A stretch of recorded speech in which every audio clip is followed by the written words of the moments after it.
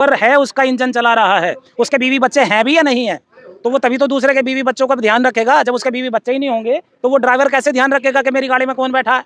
उसकी ओर से टकरा जाए या चल जाए, वही है। आपका इशारा मुख्यमंत्री अब योगी आदित्यनाथ की तरफ है। हाँ, तो क्या दिक्कत है? हमारे देश के प्रधानमंत्री के पास भी औलाद नहीं है। अरे तो फिर और क्या है? ये दोनों ही इसी तरीके के हैं ना। जनता से कोई मतलब नहीं है, जनता मारी जा रही है, बहन बेटियों की इज्जत लूटी जा रही है, वहाँ बलात्कार हो रहे हैं, सब खत्म है। हाथरस हादसा में इतना बड़ा मामला सामने आता है, करीब जो है 121 लोगों की मौत की खबर आती है। कैसे देखते हैं, इसका आखिरी जिम्मेदार कौन है? इसका आखिर जिम्मेवार तो देखिए जो वहाँ की सरकार है वही है, और वहाँ की सरकार बीजेपी की है। और वो कहते थे डबल इंजन की सरकार, जब भी डबल इंजन होता है तो वो आपस में टकराता है, और टकरा टकरा के जनता को ही नुकसान होता है भाई साहब, किसी और का नहीं होता है।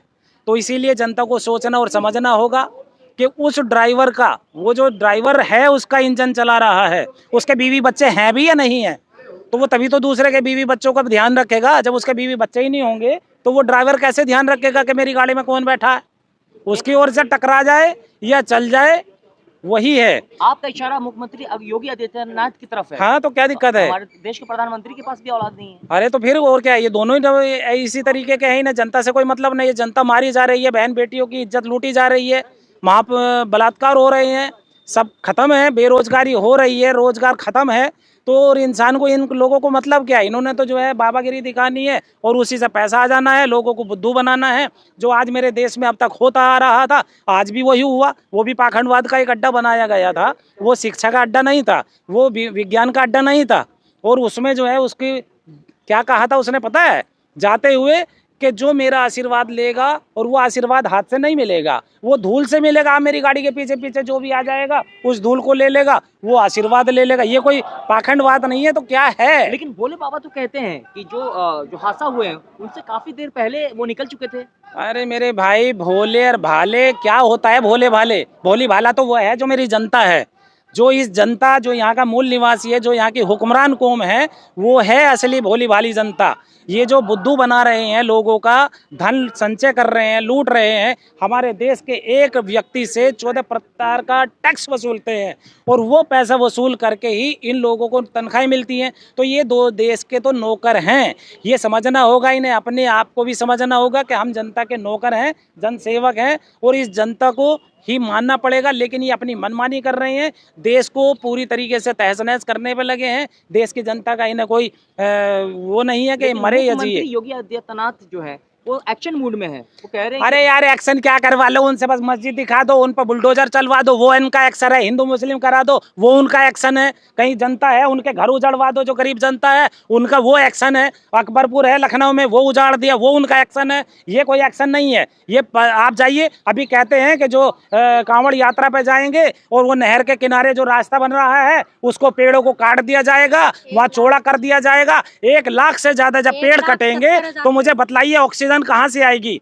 ये ऑक्सीजन को ही खत्म कर देना चाहते, ये आपके बच्चों को जीवित नहीं रखना चाहते, ये हरियाली खत्म करके ये जंगल राज करना चाहते, क्योंकि इनके जब औलादी नहीं है, जंगलों में पले बड़े हैं, जंगल की बात करते हैं। अरे जंगल राज बसाना तो जंगल में जाओ ना। तुम हमारी जनता को, हमारी भोले भाला को क्यों खत्म करने पर लगे हुए हो? क्यों बर्बाद करने पर लगे हुए हो? आज बेरोजगारी है, उसके ऊपर मुद्दे पर कोई बात नहीं है। आज बहन बेटियों के साथ में अत्याचार हो रही हैं, उसके ऊपर कोई बात नहीं है। आज शिक्षा को बिल्कुल नकारा जा रहा है, उसके ऊपर कोई बात नहीं है। आज जो हमारा SC ST OBC के लोग, माइनॉरिटीज़ के लोग आज इंजीनियर बनने चाहिए, डॉक्टर बनने चाहिए, उसकी कोई बात नहीं है। यदि वो बढ़ेंगे, बन जाएंगे तो वो नौकरी लगेंगे, और वो यदि नौकरी लग गई तो संपन्न होंगे, और ये संपन्न नहीं होना देना चाहते। प्रतिपक्ष राहुल गांधी सदन से जो है 4 धर्मों के को लेकर के जो है एक बड़ा मैसेज देने का कोशिश किया कि सभी धर्म जो एक साथ एकजुटता सिखाता है, लेकिन उसको लेकर एक राजनीति उन पे बहुत बड़ा आरोप लगता है कि वो जो है हिंदू का अपमान किया है।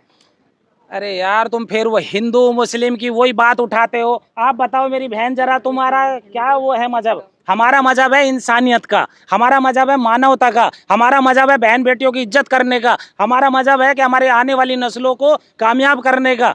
अरे ये कोई वो बात नहीं है, ये तो सारा, अरे कुछ नहीं है यार, ये हिंदू मुस्लिम का एक ढकोसला ड्रामा है, देश को चलाने के लिए ये ड्रामा कर रहे हैं। ये डरा करके राजनीति कर रही हैं, कोई फार्मूला नहीं है। आप जो है इनके पास में कोई बात नहीं है देश को चलाने के लिए, और ये इसी मुद्दे के वो लेकर के आगे बढ़ रहे हैं और देश की गुमराह कर रहे हैं। जो जनता है उसको गुमराह नहीं होना चाहिए। जैसे अभी फैसला लिया मेरी जनता ने कि इस पक्ष को खत्म कर देना है, तभी हमारा देश बचेगा। लेकिन ये कांग्रेस जनता नेता- जनार्दन है, वही फैसला लेगी, हमें फैसला लेना है, तभी ये बदलाव होगा। लेकिन कांग्रेस नेता राहुल गांधी जब हाथरस के पीड़ित परिवार से मिलने जाते हैं, उसको भी कहा जा रहा है राजनीति है।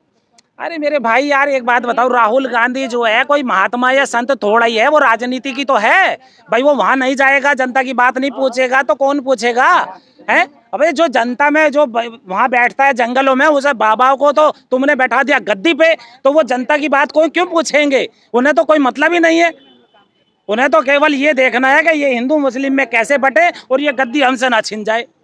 लेकिन योगी आदित्यनाथ अस्पताल में जाकर के जो पीड़ित है, जख्मी है, उनसे मिलते हैं और कहते हैं जो हाईकोर्ट के रिटायर्ड जज हैं उनकी अगुवाई में जांच की जाएगी, जो दोषी होगा तो उचित कार्रवाई होगी। मेरे भाई ये लॉलीपॉप दे दो, 15 लाख का भी लॉलीपॉप दिया था इन लोगों ने, मिला क्या आपको? वैसे ही लॉलीपॉप है। अरे आपको मिला क्या? बताओ, एक नुका जी मर गए उसे 2 लाख रुपए देंगे। एक व्यक्ति की जान 2 लाख रुपए है क्या? बताओ मुझे। एक बच्चे की जान कोई 2 लाख रुपए है क्या? ये बताओ मुझे। आज बहन बेटियों की, बहन यहाँ आओ इधर जरा सा, हाँ जी इधर आओ जरा सा। आप लोग बतलाइए कहाँ कहाँ से आए हो? आपके बच्चे या आप लोग सुरक्षित हैं क्या? जी बिल्कुल भी नहीं है सर। बताइए। हम लोग हमारी सुरक्षा की तो बात ये कीजिए, मैं इतने जनता के बीच में काम करती हूँ, इस तरीके का काम करती हूँ जहाँ मुझे मेरी इस देश के अंदर आज से पहले कभी मुझे अपनी औकात नहीं पता थी। मुझे नहीं पता था हिंदू मुस्लिम क्या होता है, लेकिन अभी कुछ सालों में मुझे पता चला है, कि हिंदू मुस्लिम यहाँ पे बहुत ज़्यादा है। कि मैं केयर टेकर का काम करती हूँ, केयर गिवर का।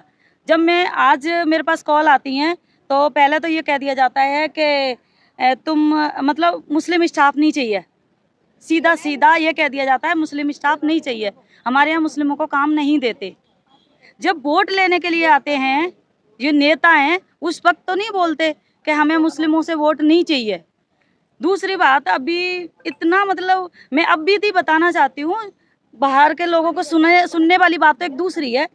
30 हजारी कोर्ट का वकील है एक, मयूर विहार फेस 1 में, उसने क्या कहा, जब मैं इंटरव्यू के लिए चली गई, उन लोगों से, ब्यूरो वालों से गलती हुई थी, मेरे डॉक्यूमेंट्स गलत भेज दिए तो उनसे गलती हुई, मैं इंटरव्यू के लिए चली गई तो उसने क्या बोला कि मैं इस कंपनी को, ब्यूरो को बंद करा दूंगा। मेरे घर में मुस्लिम लड़की भेज दी, हमारा घर अशुद्ध हो गया और हमें शुद्धिकरण कराना होगा।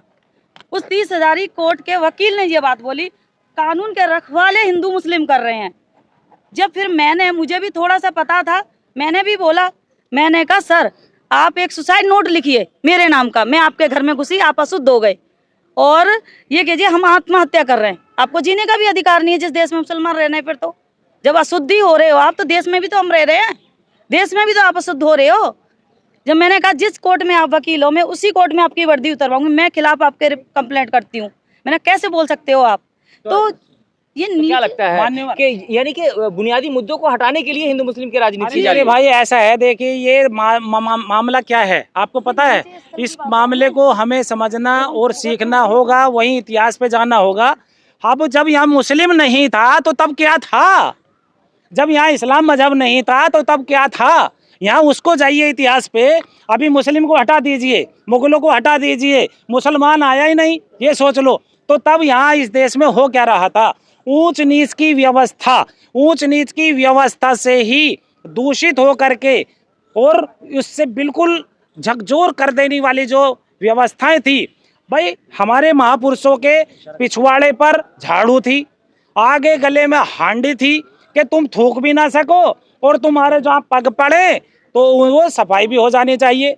जब यहाँ इस्लाम मजहब आया तो वो मानवता का एक पैगाम आया कि आप एक जगह बैठ करके पानी पीजिए, खाना खाइए, हैं, ऊंच नीच खत्म कीजिए, आप भी एक माँ के लाल हो, आप भी एक माँ की लाल हो, ऐसे ये मैसेज दिया गया। तो जब मानवता आगे बढ़ी, सबको पता चला, तो इस्लाम फैला। जहाँ सिख आए उन्होंने अपनी बात रखी, वहाँ सिख फैला।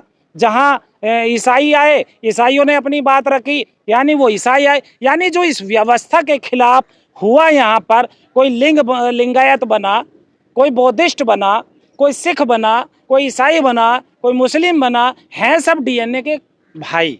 यहाँ कोई अलग नहीं है, सब भाई हैं। तो इसीलिए समझना होगा, जो आज आतंकवादी गतिविधियां ये लोग करा करके, एक दूसरे को लड़ा करके, इनसे एक ही सवाल कीजिए, जो आप कहते थे बेटी बचाओ बेटी पढ़ाओ, क्या आप मणिपुर गए हो? सीधा सवाल कर दो। जो आज मनीषा वाल्मीकि का हाथरस में कांड हुआ था, उस पर आपने क्या एक्शन लिया? आपने तो वो सबूत ही मिटा दिए।